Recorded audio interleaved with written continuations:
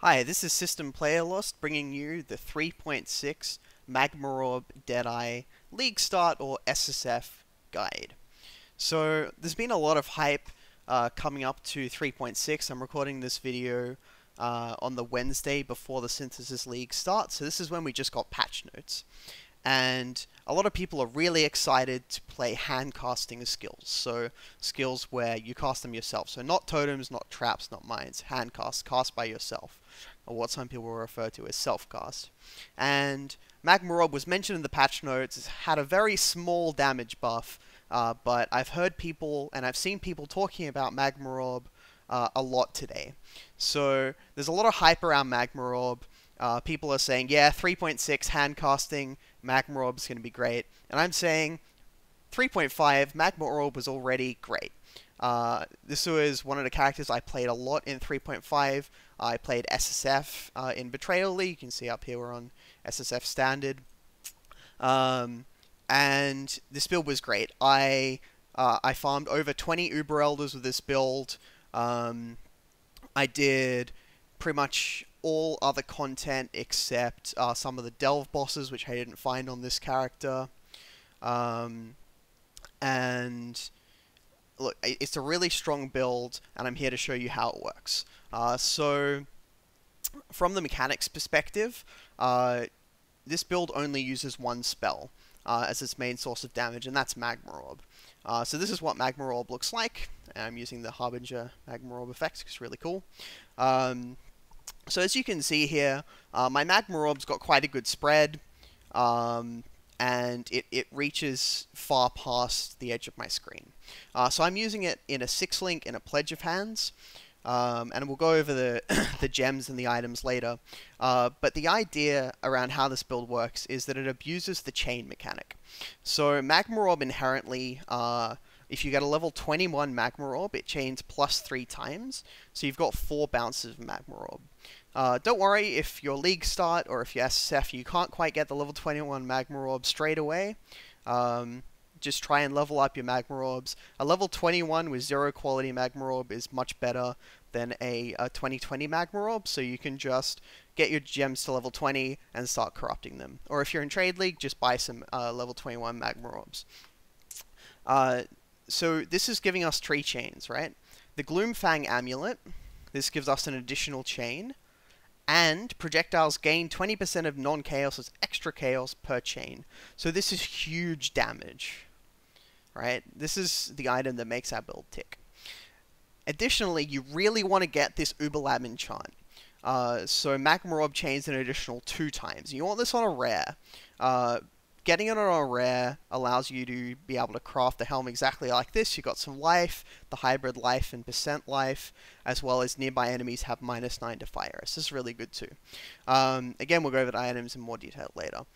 If you're SSF, the only reason why I got this build together was I dropped this helmet with the orb chain 2 additional times as a base from Tora.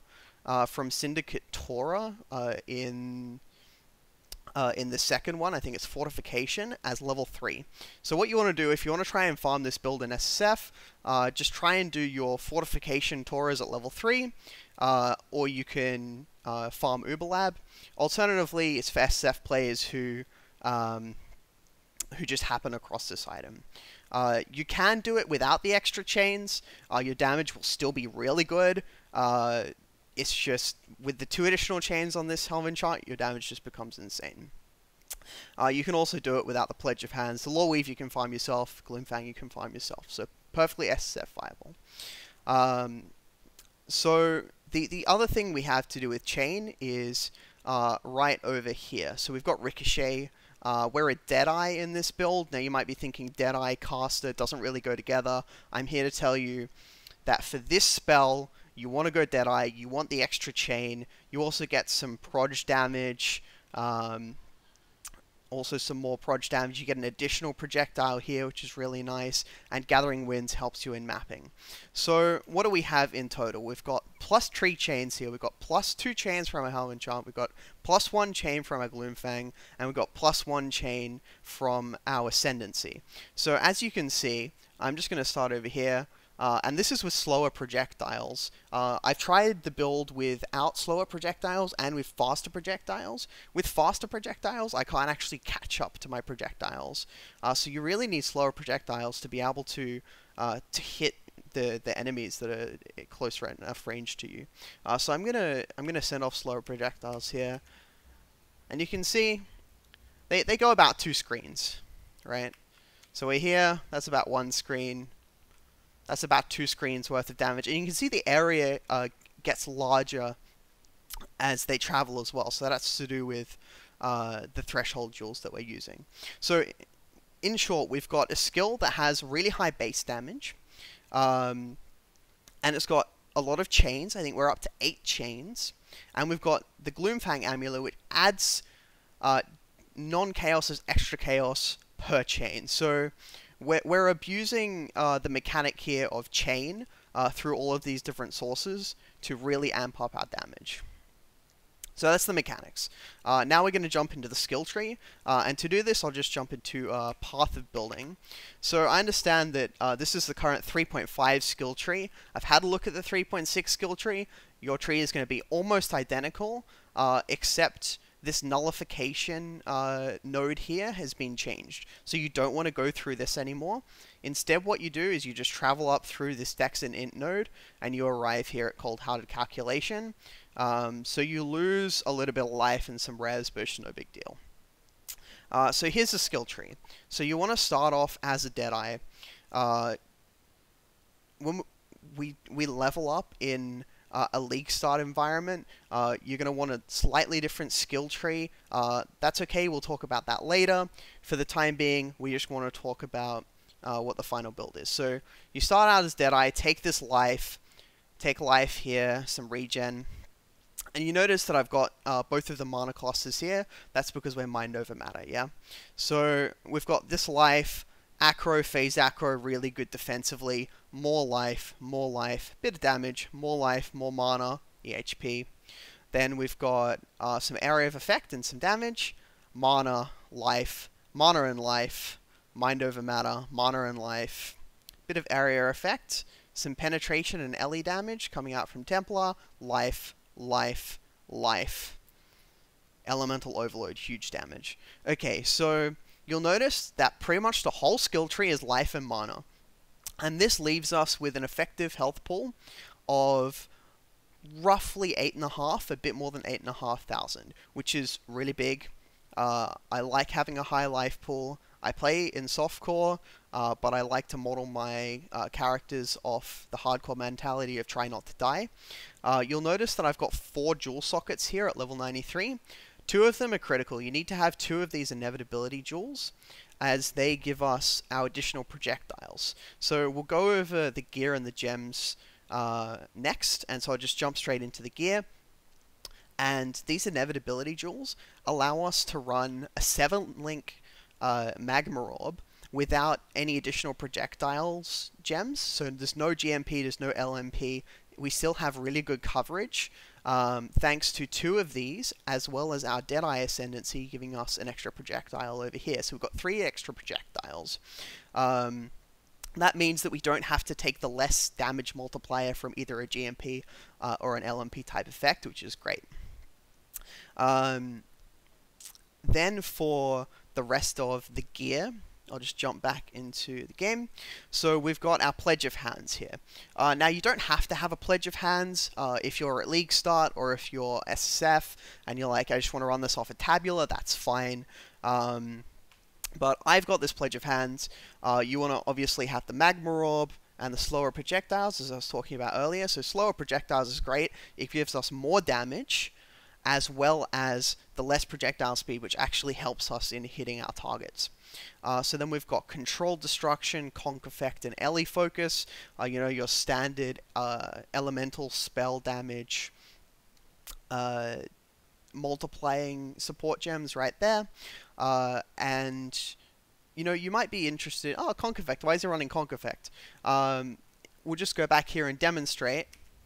You can see these explosions are quite large here, and that's because we're getting area of effect per chain thanks to our inevitability jewels right here. So Conquest, no problems. And the last gem I've got in here is Fire Pen support.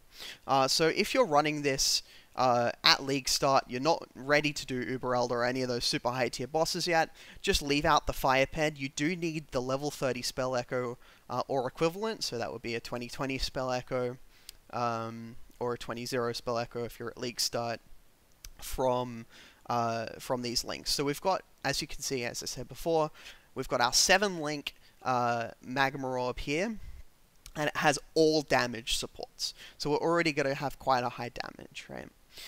Then for other unique items, we've got a Lore Weave.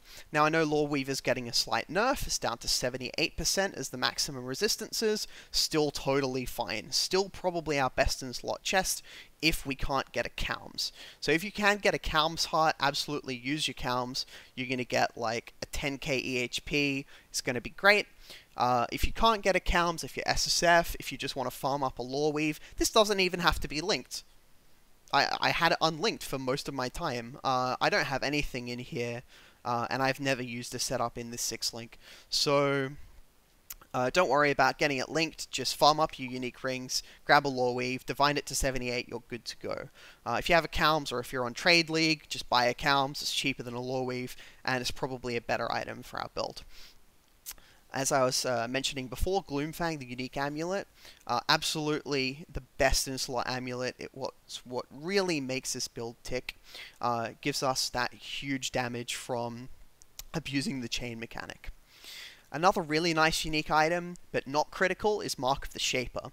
So I actually got, not this Mark of the Shaper, but another Mark of the Shaper from one of my other Uber Elder kills. It just gives us a whole lot of spell damage, some nice % increased life, maximum, which is really good if you've got your Calms as well, and the Volatile Anomaly on kill. It's kind of helpful for mapping, not really that good for bossing, but that's okay. We'll go back to the helm. I've already spoken about this a little bit. You can craft this with a Pristine and a Scorched Fossil. And then this one took me a few tries, but it should be pretty easy for you to farm out those fossils, even in SSF. It's not a really high life helm, but you need to hit that high life, at least 70 or more total, with your % increased max life, as well as the -9 to enemy fire resistances. You notice I've got some other res on there, that's great. This 2-stone ring is really good. I got quite lucky with it. I hit the life when I was alteration rolling this, and then hit the Warlord's Mark as the second affix. All you need here is level 8 Warlord's Mark on hit, and then anything else. Very easy to alt roll yourself.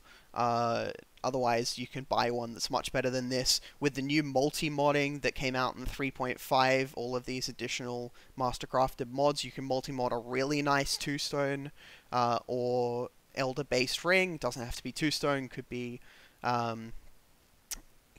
one of the other elemental resistance rings. Could be an opal ring if you've got an Elder base opal ring with enough resistances, but you need that Warlord's Mark. And what the Warlord's Mark does is it allows us to leech life and mana.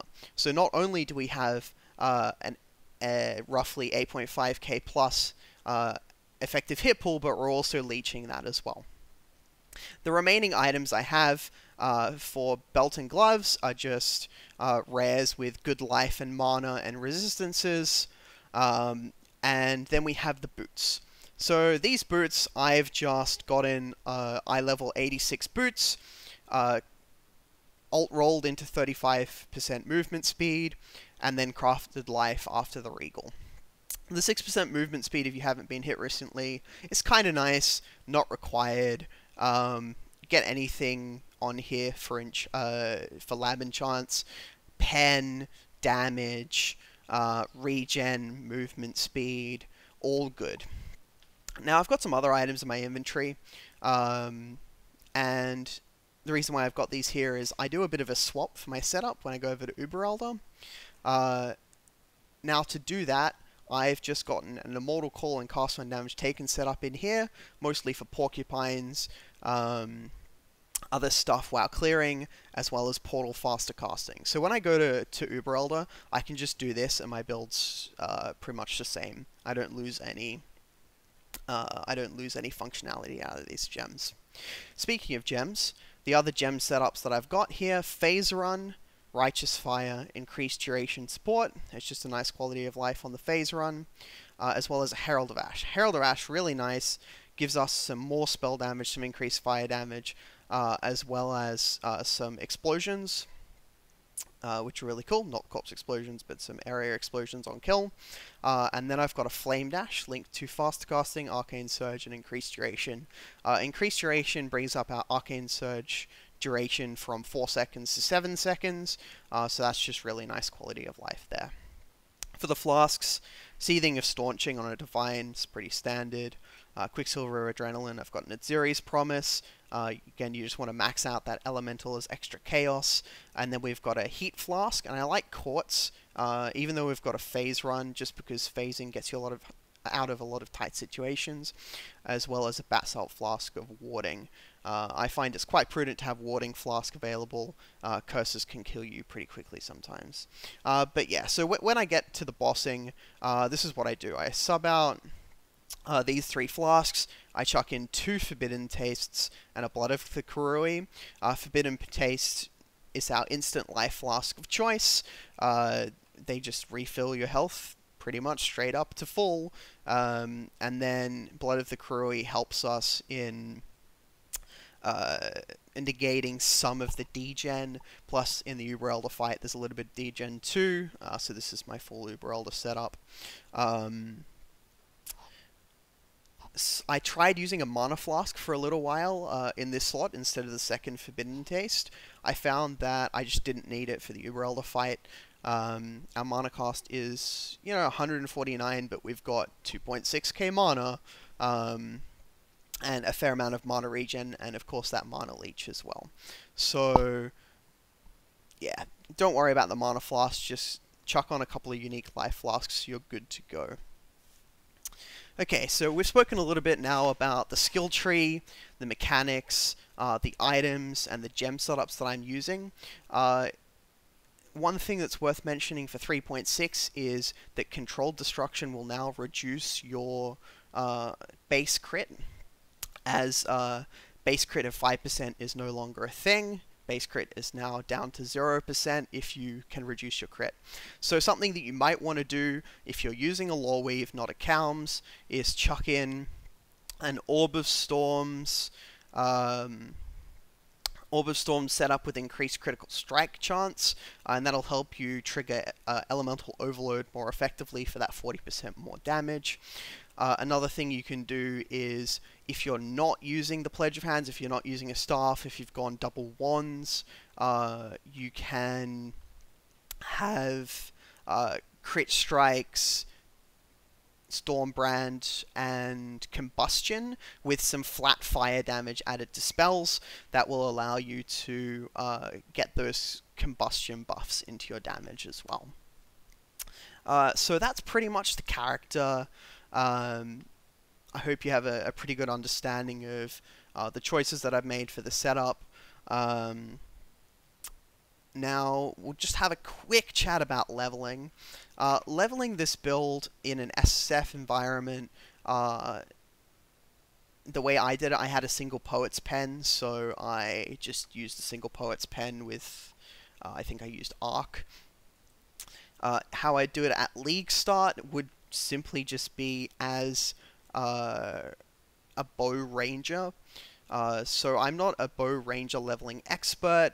A guy named Camel recently did a, I think it was a 3-hour 20 or 3-hour 40. Anyway, it's a sub 4-hour Axe 10 Kitava kill using Toxic Rain. I recommend checking out his video and what he does to level, and then spend your respecs to get back to this tree. Again, if you are going to level as bows, what you want to do is come out, take some of this proj damage stuff, Aspect of the Eagle, and come down around here, take this life, take some of this damage. Fury Bolts is really good. You don't have to super hard commit to the bow damage stuff. Just get enough of it so the early leveling feels okay, and then you can start walking up to here, take phase acro, blood drinker, and some of this other stuff before transitioning to magma orb. Now you can play magma orb as soon as you get the gem. And for trade lead people, if you've got friends playing a witch or an intelligence class, they can grab you a magma orb. You'll just need to be conscious of the intelligence requirements as you're a ranger. I wouldn't necessarily recommend it until you've got a few links on your gear, and you're up around some of this elemental damage stuff over here, blast radius, LE overload. So I think that might be around level 50 or 60. Okay, we've done leveling. Now I'm going to just take you through a map quickly so you can get a feeling of the play style. Again, I'm just going to swap back to our mapping stuff. Now that I'm here, I've got a tab with some stuff in it. No, that's the wrong 6. This is what happens when everything gets migrated to standard. You get a lot of tabs with the same name. Yeah, so this is just some of the stuff from my Uber Elder kills. I got 2 Void Forges somehow. I tried to link this one. Didn't really happen. Anyway, so I'm just going to chuck this gear back into here. And we'll just take you through this Minotaur map. Now, I've rolled this map to have some elemental and chaos resistances, so you can get a feeling for what typical mapping might be like. This build can do pretty much every map mod in the game. Obviously, you want to stay away from LE Reflect, that's not good, and stay away from Hexproof, because you do rely on this Warlord's Mark on hit for sustaining your mana. In hexproof maps, what I did, I just dropped this quartz flask of heat, and I threw on a mana flask of heat, an eternal mana flask of heat. So that allowed me to sustain my mana through those maps. It was fine, but if you wanted to avoid another map mod, avoid that one. Absolutely can't do LE Reflect, can do everything else. You can do no leech, again in the same way that you avoided hexproof, you can avoid no leech. If you don't want to, it's fine, just chuck on that mana flask. All other maps, pretty fine. So let's just chuck in this Minotaur, see how it goes. See, again, the playstyle, you just want to be throwing your magma orbs, flame dashing through.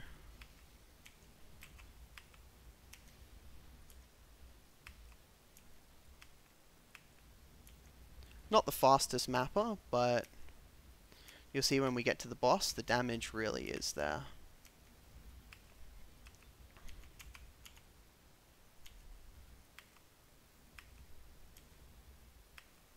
Oh, this is honor in this map.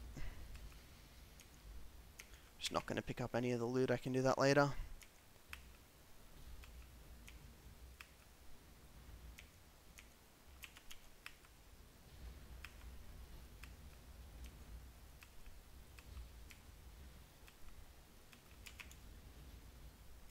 Oh. I'll go and do that abyss later too.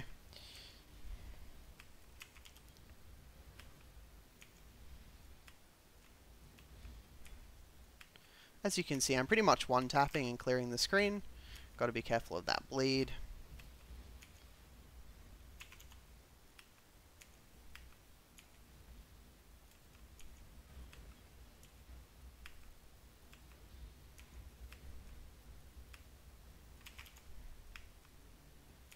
Okay. Pretty clean run, 12 mobs remaining. Let's give this Minotaur a go. So one of the really neat things about Magma Orb is you can stack your magma orbs like this and then aggro the boss, and you can see he's already taken a good amount of damage there.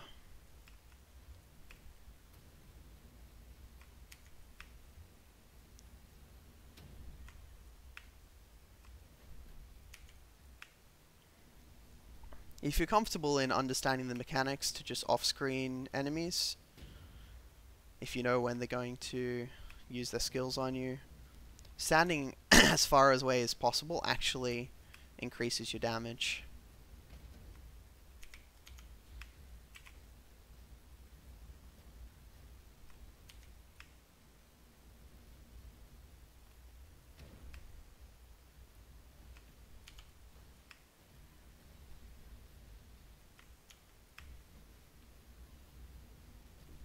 And there we go. So you can see, pretty comfortable kill. You just off-screen if you're comfortable with the mechanics. I'm going to record another couple of videos of this at some point and throw these up as well, but hopefully this has given you a pretty good understanding of what to do, how to replicate this build. If you don't have some of the uniques, don't stress. You don't need that Pledge of Hands. You can go with 2 high spell damage wands or scepters with some flat added fire. With the 6 link in the chest, again, just make sure you drop the fire pen and pick up the spell echo support. The additional chain is pretty good. To have that really high damage, you will need it. Not critical for the league start. Gloomfang, really good for damage. They should go pretty cheap in a trade league earlier on, just as soon as they start coming onto the market. In SSF, you might have to farm on a first character for Gloomfang, or you can start with this build and just farm up to that Gloomfang. Again, it adds huge damage.